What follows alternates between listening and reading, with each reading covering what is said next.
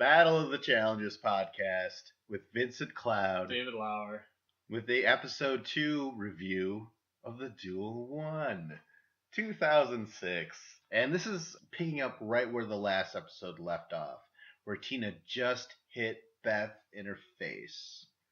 Like, everyone's just kind of standing there quietly. No one's really cheering or anything. It was just like, wow, that was really quick, and that was a weak punch, Tina. But, you've done what you've done, and... if you're going to go through with a punch, at least make it count. You Maybe want a little more than just redness on her cheek. You want a black eye, maybe an orbital bone fracture. That might be a little far. You don't want a detached retina or anything that's going to require surgery, but you want to get a better hit on her.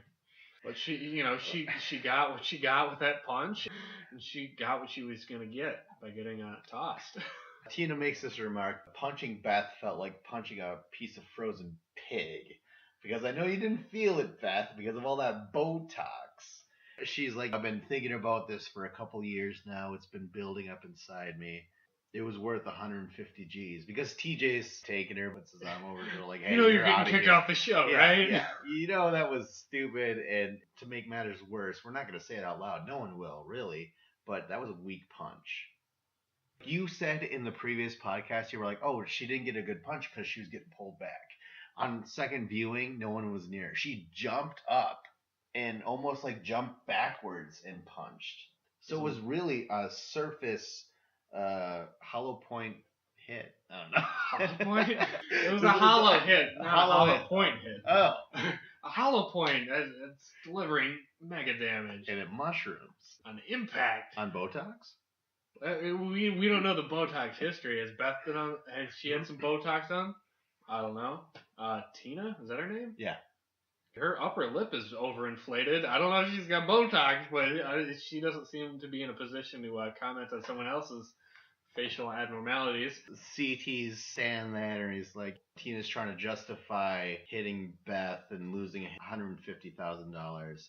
And he's like, Beth played you like a flute. You lost your cool, and now you're out of the game. Then TJ is like, all right, well, Tina's out of this game now. And Tina comes running up, and she's like jumping up, punching at the air and shit. I'm like, wow, that's kind of immature there, Tina. And TJ's like, all right, she's out of here. She kind of goes, aw, like, that's I'm too out. bad. But yeah. I got to punch her, so that's totally worth Yeah. $150,000. Yeah. CT was completely right. It was not worth it at all. The whole reason you signed up for this show and everything you've been doing over the previous who knows how many weeks getting prepared for this show is to go out and try and win it. Mm-hmm. And you're just going to let some petty bullshit where, you didn't like Beth. Beth knows she's not liked, and she's going to antagonize people who don't like her. She doesn't give a fuck. She's got such an ego about herself. And whether it's right or wrong, she thinks that she's the shit. She obviously has an ego issue, and she thinks she's awesome.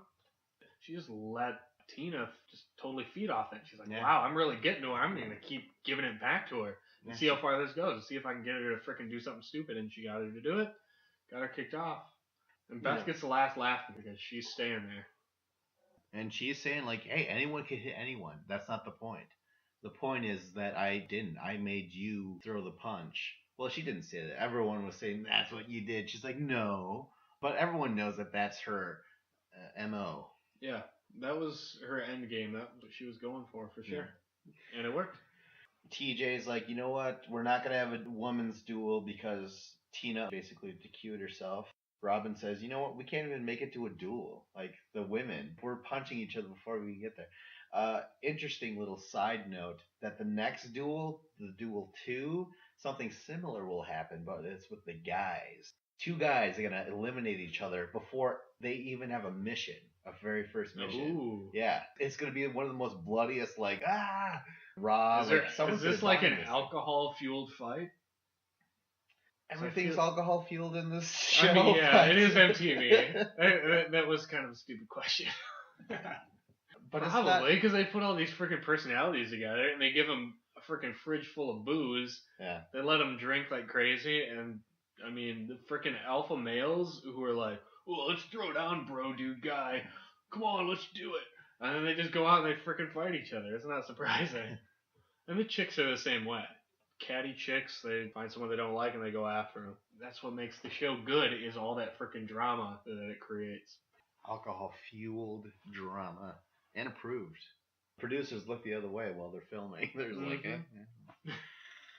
okay, let's get to the mission, the thing that counts, the daily challenge. I realize that when I say it's a mission, some people are like, what do you mean? What's a mission? I'm like, oh, the daily challenge. I honestly have to stop and think every time you say mission, because I'm like, wait, there's a mission? There's a mission. I think it's hilarious that you thought that, because I've never mentioned it to you, but I honestly always pause and think, what the fuck? Mission. It's confusing because they're like, okay, on the challenge is an entire show. The daily challenge is called a challenge.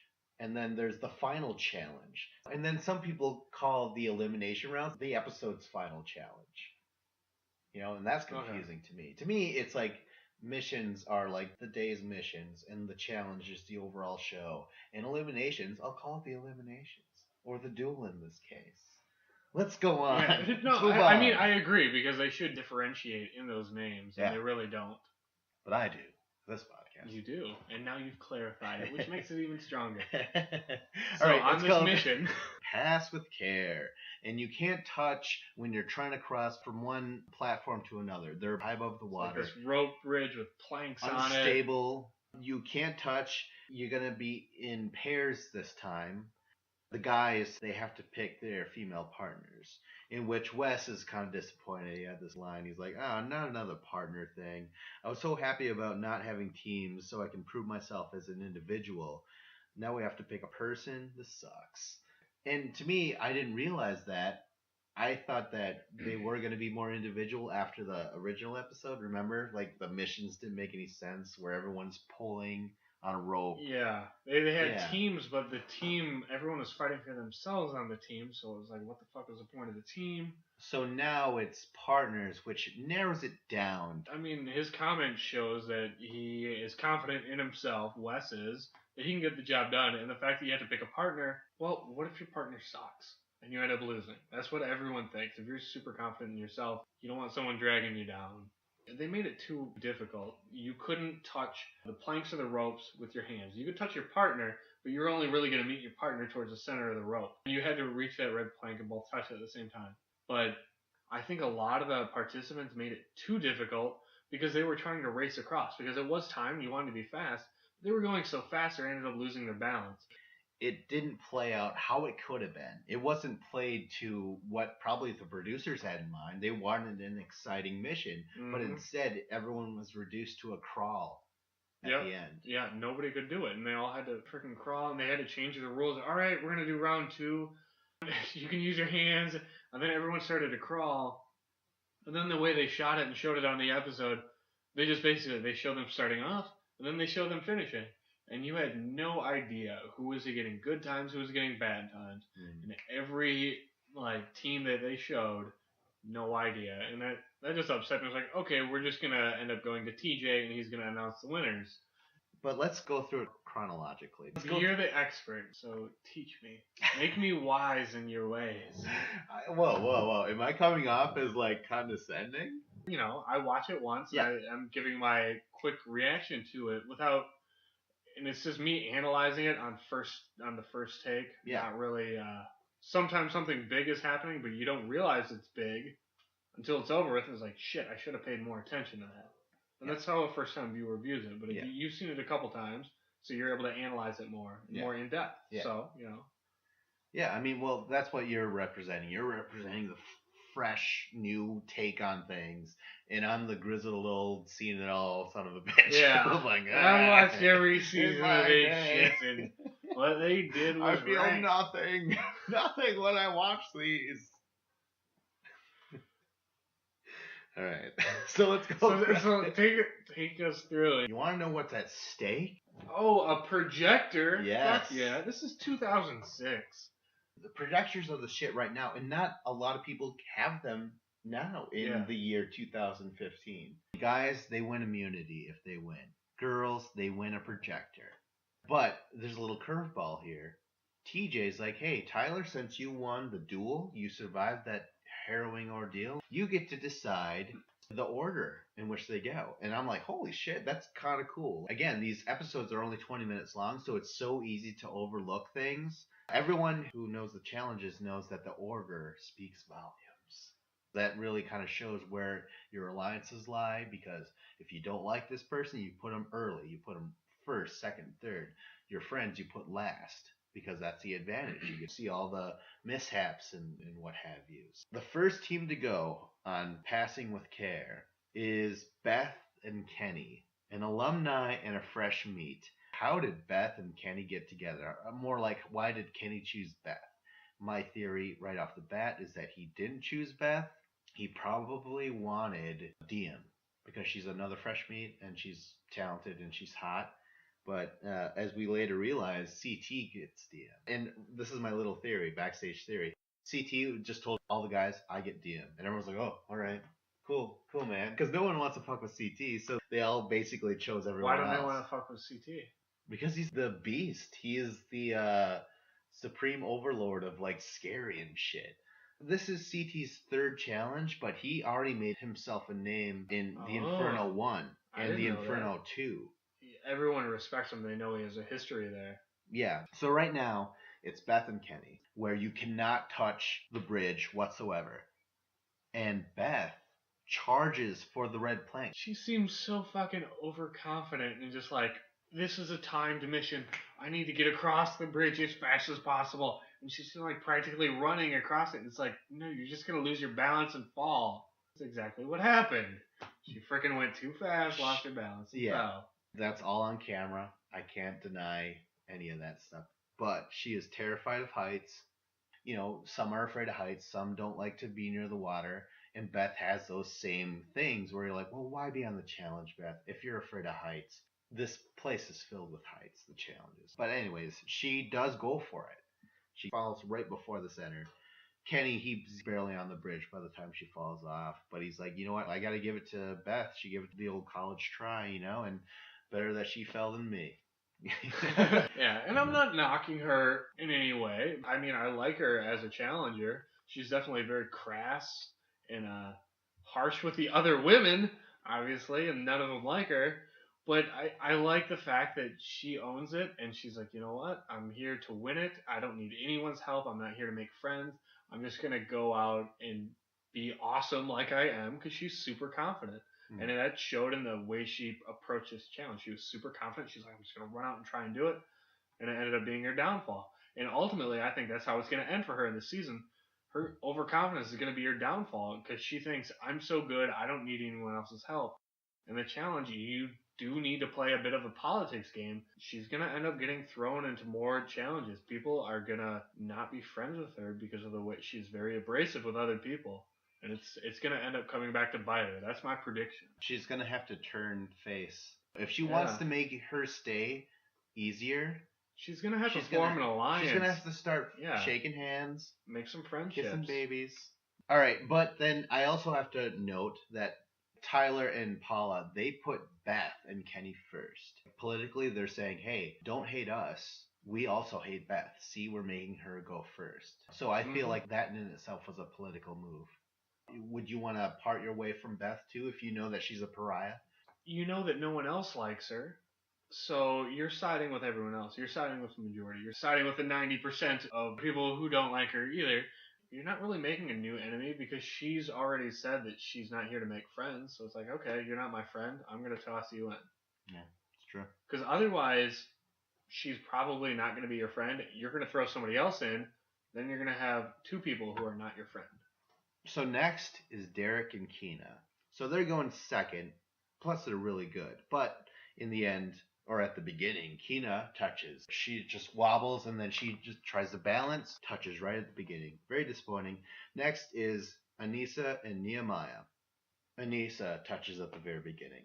Svetlana and Wes, they both get to the center, but then it's a little wobbly. Wes ends up touching the middle bridge piece, and he held on, he kept his balance, and then he did an epic flip off of it. It was awesome. You know what? He was going to the water. He fucking showboated. I loved it. I bet Svetlana was pissed because she wasn't ready. You saw the bridge ripple right after he jumped off, and she fell. Next is Jody and Evan. I'm not sure, but it feels like he wants to try and make a run for it, but it doesn't matter because Jody ends up falling on her butt right on the bridge at the beginning. Yeah, very lackluster effort right there. Yeah. I mean, a lot of this is going to be because I admired it. It was really tricky. It felt more like if you're going to go to a Shaolin monk temple, they would be like, now you must cross the rickety bridge or something like that. It was perfectly what it should have been. Very difficult. It was like the Dark Knight Rises where Batman is in there and it's like, all right, make this jump. And Batman can't make that jump. But give it to a 10-year-old girl and she can make a jump easy. Obviously that makes sense. They had to put fear in their hearts, basically, and no one did. No one did. Nope, no one could step up. Next is Robin and Big Easy. He's halfway to the halfway point, and he follows through it, catching himself. But that propels Robin into the air, flying into the water. It's pretty epic. Awesome. Obviously, he's very top heavy, so yeah. When his weight hits that ladder, there's consequences. So next is DM and CT. This was awesome. Before it even happened, when I started watching it, I was like, CT, you got this. I know you're going to do awesome, dude. I knew he was going to be the first guy to cross it. DM stays there at first. She just doesn't even get onto the bridge yet. She lets CT get to the center. Which makes sense, because if two people are out there, you're going to cause like shockwaves on the bridge, and it's going to make the other person's balance get knocked off. So you let the first person come out first. Mm-hmm. Very smart. And he's able to get to the center. He's able to keep it as balanced as possible while she gets to the center herself. There's a little scene where he kind of slaps her on the ass. I remember moments between them, but I honestly can't remember whether it was this season or if it was like years from now in a different season. Yeah. But I do remember them together, and obviously they have a certain affection for each other. It's really stepped up in this episode, especially since, again, Kenny is with Beth. That doesn't make any sense. Like, all these guys probably are working with people they would rather work with DM, but CT is like, no, I'm with DM now. And everyone's like, oh, DM's super hot. Oh, yeah. And she's really good. You know, they obviously work together to say, you get into the center, then I'm going to go to the center. So DM actually gets across to the other side. Now it's all up to CT. So freaking confident. I'm like, you know what? She got across. DM did great. It starts wobbling. You're looking at it. I think anyone could fall off this. CT, the Mega Man power that he is, even you're going to fall off this. And he did. It sucked. Once you start getting it going left and right, there's no getting it back. I was so disappointed. I really thought he was going to be the one guy to get across. And when he did the two-step, like he said, and he fell, all hope was lost. Oh, what a great line. He's like, I feel like a bum. I dropped the ball after DM makes it all the way across. I rush myself and do a little two-step on the bridge and fall down like a meatball in the end. I was like, holy shit, that was a huge monologue of his life. Listening to him say it was amazing. Listening to your impression of him saying it was twice as amazing. Oh, thank you. That was a great moment of the episode, hearing him talk like that. Yeah. Because he's very entertaining. His accent. With a sack full of quarters. I'll beat you aside. When I tell you to dump a body in the marsh. Let's move on. Casey and Brad. This is such a mismatch pair where I'm like, why would Brad ever choose Casey? The bottom line is CT chose DM. No one wants to have Casey. No one wants to have Beth. Who wants to have Anissa, really? So anyways, Casey and Brad, they're about to go. Casey's leg falls through at the very beginning. Like everyone else before them, basically. Yeah. So finally, Tyler and Paula. Yep, they're going last. And Tyler ends up falling through before the center. He ends up clinging upside down like a spider. And it's over with. It sucks. He really wanted it, but fucked up. So now, TJ and the production, they're just like sweating bullets. They're like, oh my god, no one could do it. So they're like, hey, guess what, guys? There's this thing called round 2.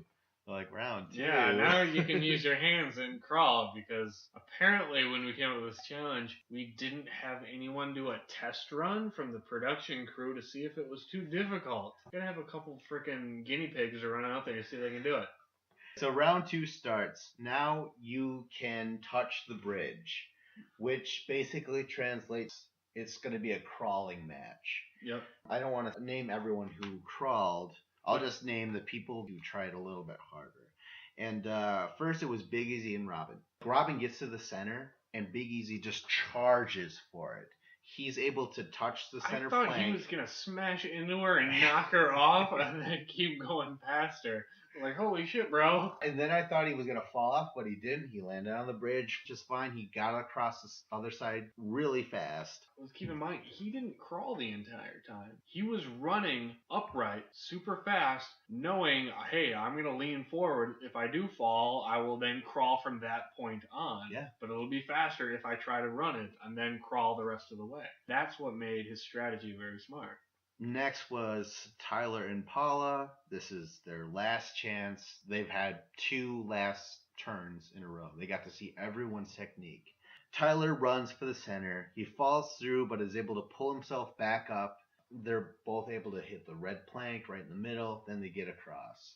But in the end, there was less than 10 seconds difference between Big Easy and Robin and Evan and Jody. And Evan and Jody, they win. Now, it looked like Big Easy should have won because if he actually ran the thing when Jody and Evan, they both crawled their second time, Big Easy ran. But it comes down to Robin. Robin crawled to the center, Big Easy ran, and then she crawled to the other side. So basically, both Jody and Evan beat Robin. Yep. That's what it came down to. We're on to the deliberation voting process. Once again, there's factions in the group. There's Key West, Fresh Meat, and the alumni. Evan is Fresh Meat, and he wins, so he gets the first pick. Again, these are only 20-minute episodes. I would assume if he would have said his vote, which was Beth, he was like, I owe her a vote, Beth. It should have cut, if they had time, to everyone being like, God damn it, Beth of all people. I would assume he would have tried to help out either an alumni who has power or a fellow Fresh Meat. But didn't he say that she kept him in last game? Yeah, she voted him last episode. So he's being upright, very trying to return the favor. Yeah. But people don't like Beth, so is that going to hurt his game or what? Is he really gaining anything from it? It was an opportunity for him to try and gain something and gain an alliance with someone else, but he didn't really take it. He might be showing that he has loyalty. If you vote for me, I will vote for you the next time. So next is Beth, and she votes Nehemiah for the second time. Nehemiah, again, is a rookie. So right away, people have to be pissed with this. They're like, first Beth, and then Nehemiah, the rookie, the ultimate hated veteran, and the new rookie guy. That's gotta be annoying. Next, Nehemiah chooses his partner, Nisa, which is good. It makes sense. So Nisa, she votes again for Wes. This is for the second time. But it's interesting that she doesn't vote for CT because CT saved her last time. And yeah, so I felt that was kind of weird for Anissa. Wes picks Robin instead of his partner, Svetlana, who's Key West. What I'm saying right now is that Wes played with Svetlana, but is choosing Robin because overall, politically, Key West are no-nos. So even Wes is playing the game of, like, keep the Key West people out of here. So Robin, she picks Big Easy, and they also owe each other a vote. Big Easy chooses Jody. Jody returns a favor for Brad. Brad chooses Diem, which is weird because she's not alumni. She's Fresh Meat. Diem does not choose Kenny again. She chooses CT. But I think it's good that certain people are picking people that are not clear alliances with them because they're trying to build new alliances. Like, hey, I'm helping you out. I'm going to pick you because, hey, we can be friends too. You know? Just because there's a difference in where we've come from or what our circumstances are, we can work together too. And you know what? I kind of feel like this might be a very subtle move for Brad where he votes for Diem. I'm assuming, knowing damn well that Diem's going to vote for CT. He's killing 2 birds with 1 stone, or saving 2 birds. He's saving 2 birds with 1 stone. Yeah. Diem, she chooses CT. CT chooses Kina. Kina chooses Derek, her partner. They're all road rule friends. It's not Noah's Ark. You can't bring all the animals onto the Ark. You can only choose one person, and then hopefully that one person picks the next person, but you can't go beyond that. All right, so Derek, he's not going to give Key West a break, and he chooses Casey, which thus she has to decide between Kenny or Tyler. Instead of making Svetlana or Paula choose between, you know what I mean? Like, there's no way they're going to save Kenny. They're going to choose Tyler to save. So Derek kind of made the right choice in choosing Casey because it's in the bag. She's going to choose fellow freshman Kenny. So, anyways, Tyler is there again. And you felt okay with that? How did you feel? Because you've kind of voiced some sort of opinion about Tyler. I don't like Tyler because he's annoying. He's just annoying. Yeah. The way he talks I could agree with you. and like his personality is annoying to me. Yeah. And when I find someone annoying, it's like, well, how am I gonna pick on them? And it's like, well, he's the only open homosexual person on there. So it's like, oh gosh, like I don't know. He is annoying, and I'm not anti-gay in any way. Yeah. But he's a person that's just like, oh my god, just roll your eyes at some of the shit they say because it's so cliche and so stereotypical. Yeah, yeah. And it was weird the fact that 2 episodes in a row, he's the last guy to get picked. Like, it just shows that he's not able to really fit in. No one's really embraced him as a friend, and it sucks for him. He is a rookie, and he's, above all else, he's Key West. And for some reason, people are looking down on these real world rookies instead of the fresh meat who've never done any real world or road rules. To me, if I was alumni, I'd be like, who the fuck are these guys? They didn't have to do their time in a real world house. They didn't have to travel around in an RV for months on end like road rules. They were just cast here. Why are we picking on Key West? It's just like this huge oversight right now where it's just like, what are you doing? Same thing happens in professional wrestling where you're like, hey, this guy has worked his way up the independent circuits. He's done this show and this show. He's been with this company, and now he's on this show. And you look at another guy, he's like, well, what the hell has he done? He's out of nowhere. He hasn't paid his dues. He hasn't paid his dues like the other guys. The huge oversight right now is, well, I mean, there's a lot of fresh meat in this season. But you would think that everyone would be against fresh meat because it's like, you didn't earn your way into this. You were just cast because you're basically real world rejects, but we needed to fill a challenge. And sure, it turned out to be a great decision because these guys later become like household product names. Yeah, it's really weird that they're picking on Key West so badly. So now there's Tyler. He can choose any guy he wants except for Evan, and he chooses Derek. And Anise is like, oh man, he makes a ballsy move. He chooses Derek of all people. And I could sit down and say, like, Derek is the human pit bull. He might be short, but he's deadly and he's good. But I feel like any matchup you could have picked, it would have been a bad matchup because I don't really feel like Tyler is a very strong competitor compared to anybody else. Is there really like a weakling out there that you think he should have picked? Who do you think he should have picked? Not only in this season, but overall, like I've said previously, they're all good. They'll all go on to do great things, except for one male challenger. When I talk about they're all good, I mean the guys. Like I said, the females, they basically had their time in the sun until this point. There'll be like 2 other girls that keep playing this, and that doesn't even mean that they're going to have victories, but the guys will keep going on. Everyone is really good and will leave their name on the challenge, except for one guy, but he'll be known as like the constant fuck up almost.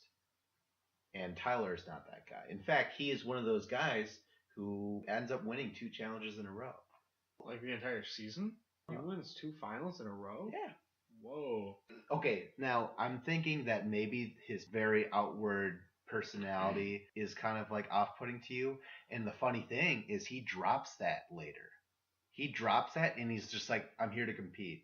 Wow, that blows my mind because it's not just his personality. He acts kind of prissy, but the way he performs his physical competition, he acts really prissy, where it's like, I have no confidence in him to be able to complete any of these challenges. That's really surprising. Yeah.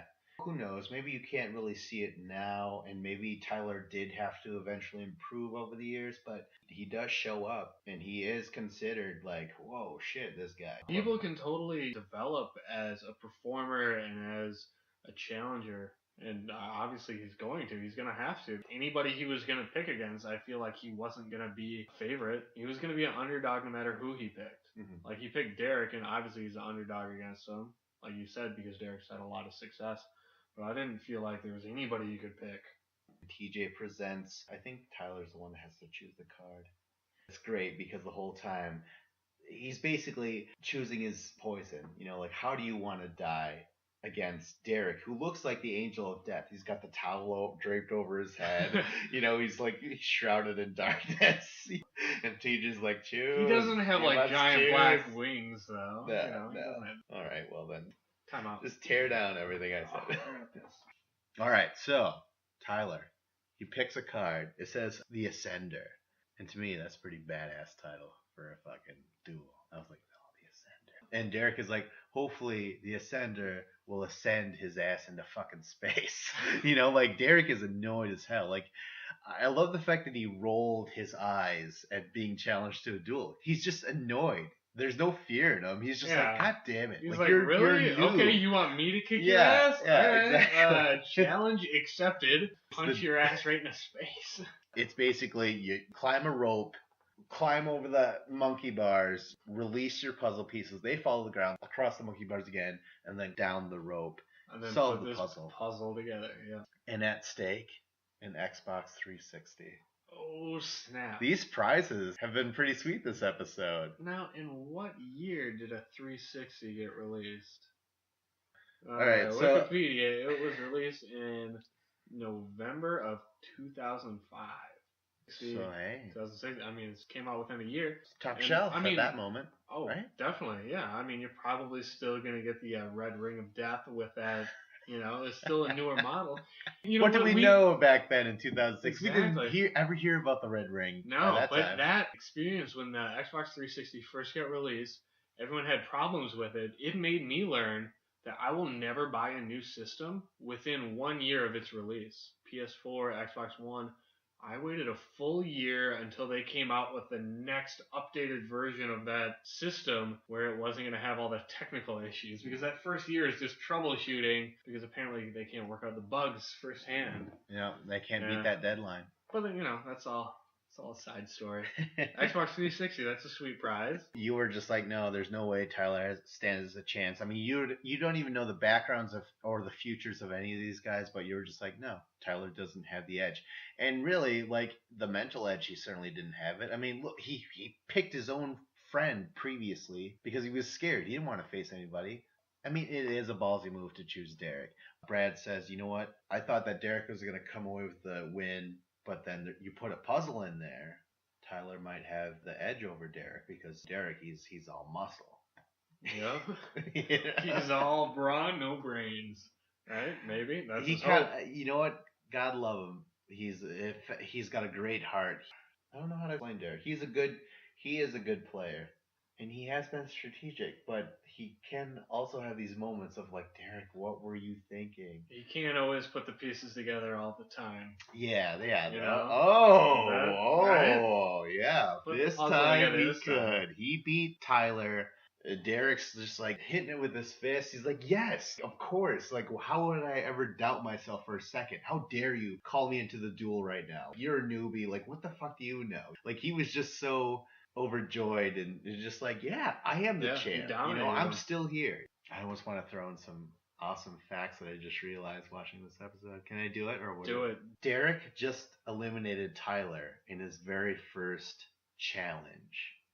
And now we all know, years later, that Tyler eliminates Derek in his very last challenge. Oh, he gets... Yeah. Now, were there challenges in between where they face each other? No, they've only been in two... Yeah, they've only been in two challenges together. Tyler, he got the last laugh. Ooh, yeah. That's good. That's interesting. Whoever got the last laugh... Really? You feel that way? Oh, yeah. It's whoever gets the last laugh gets the final say. That's harsh. I don't want to live in your world. Because people lose. But yet they've also had tremendous victories before that. All right, so you know what? Tyler's gone. And that's just another Key West guy. They're down to two, just the females, Paula and Svetlana. The reason why I keep on mentioning it is because, these factions, they do begin to mean something politically throughout the challenge. We're starting to wrap up now. This is the last few minutes. And to me, Beth is being Beth. She's being Beth in her own bedroom. I want to make a note of this. Once again, there's this other woman in her bedroom talking to Beth. And it wasn't hostile.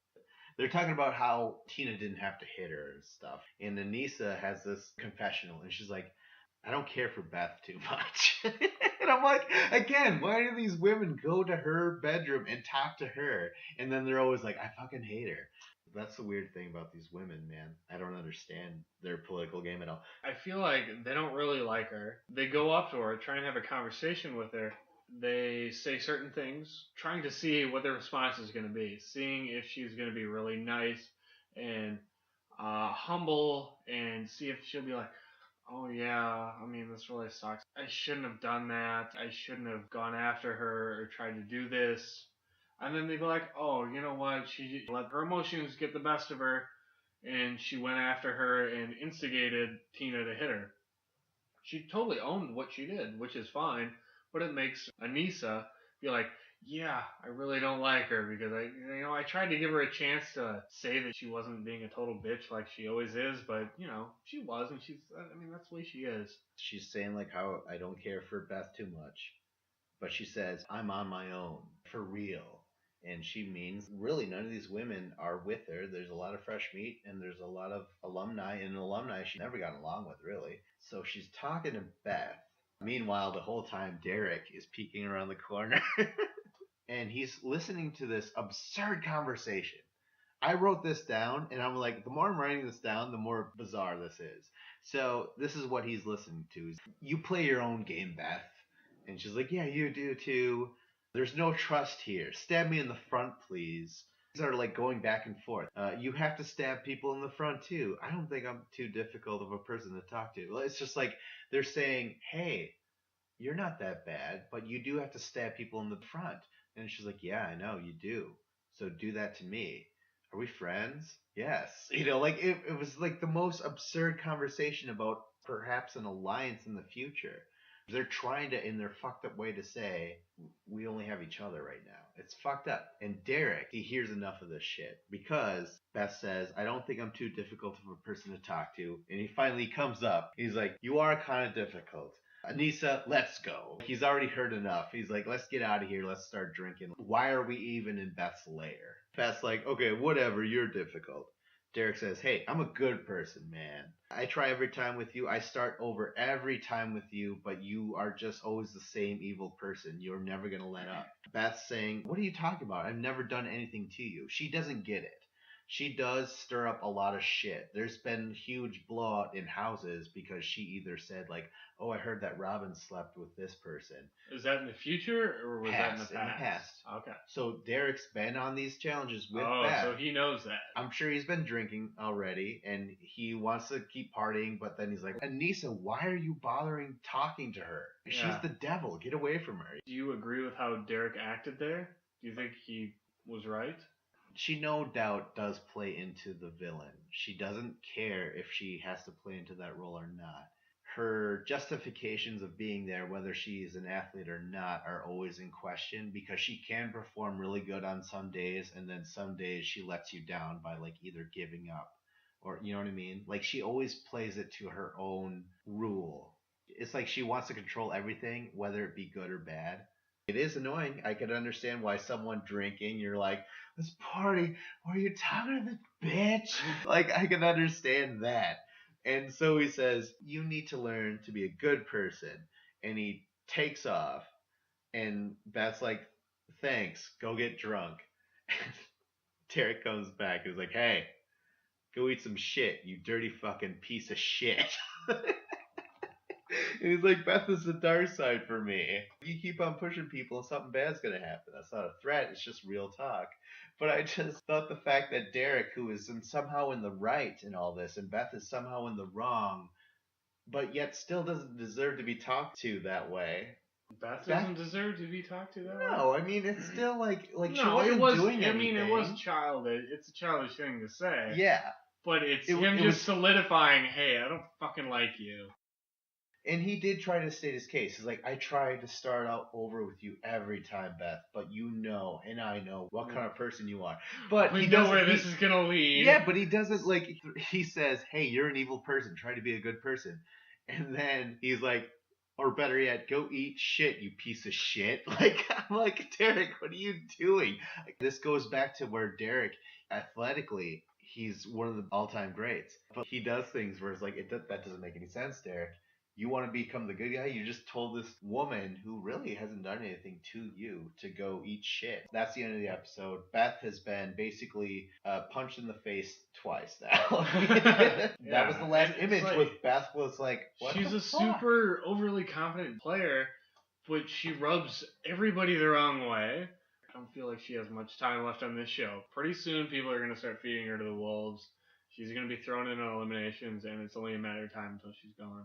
I don't feel like you can play this game in the manner in which she's playing it and be successful. I should probably stop with the drinking. We're out of beer. Okay.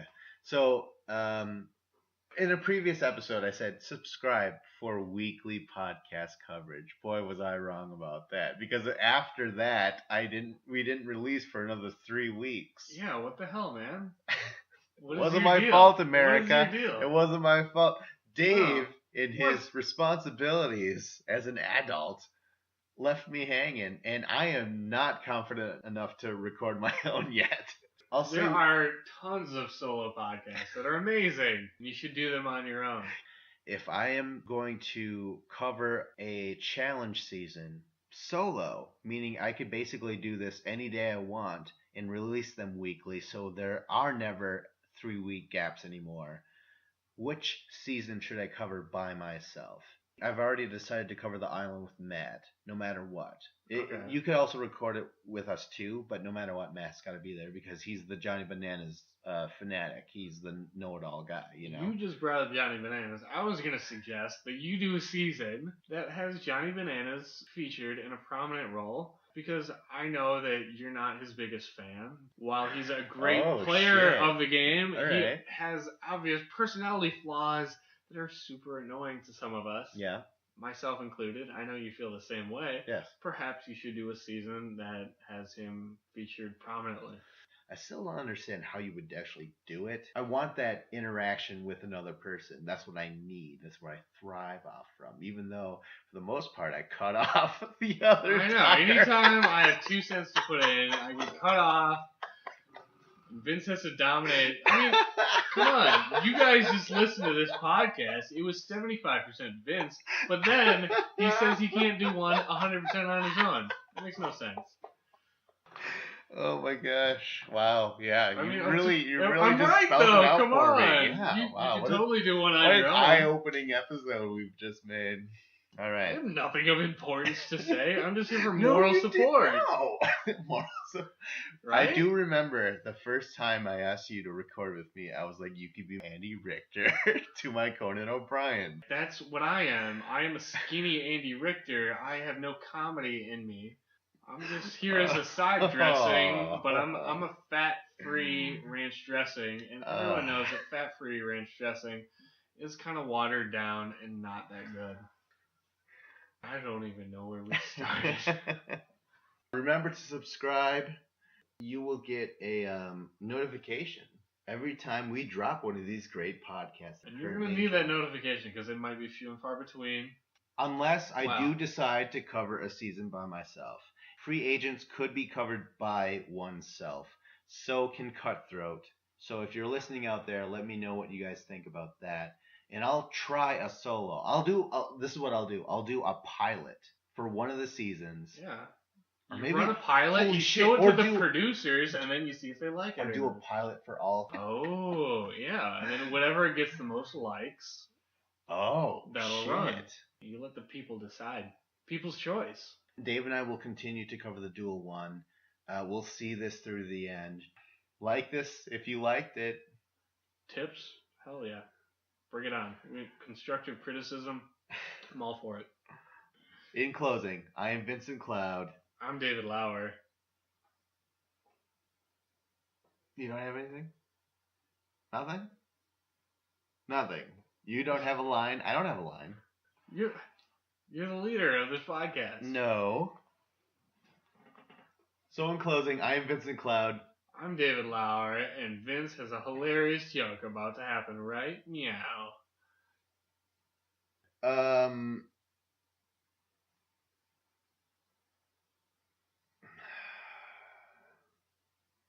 don't know. I don't know how to close it. Just say we'll see you next time. We'll see you next time. No, we'll see you next time. We'll see you next time.